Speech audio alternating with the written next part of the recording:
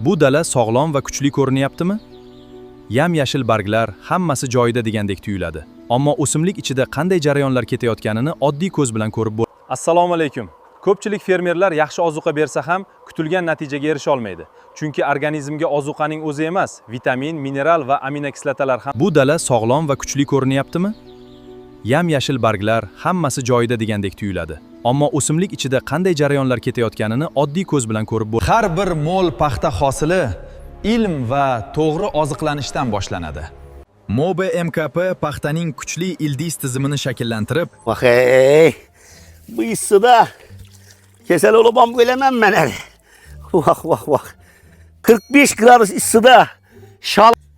Vay, ömrüm öttü vaderi. Taza top giymedim. Hey, videoyu kısılışma yetmegen değil.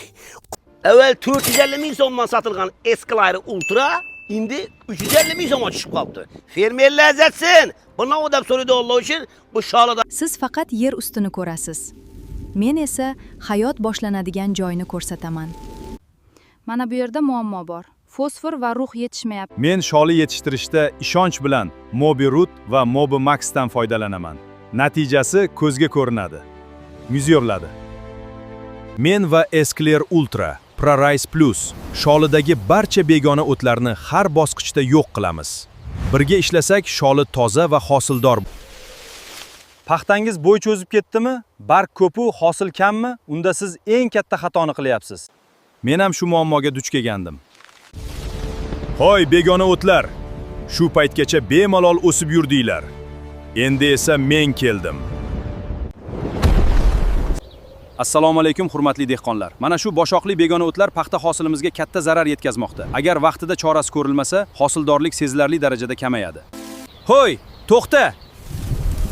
Sholingdagi begona o'tlar sendan ko'ra tezroq yashayapti. Har kuni ular sening suvingni ichyapti, o'g'itingni yeyapti. Hazarıslı dehkan klaster fermerler. Ana indi bas şalı ekemekle korkmayın. Çünkü şalı ekisilerden otunu... Nereye gömmedik bunu? Şimdi bir ekilgen kendini teyine koymadık onu. Ağzına görünüp duruyordu. Yok mu? Ha, imandaki yine. Yine. Riyada hozir.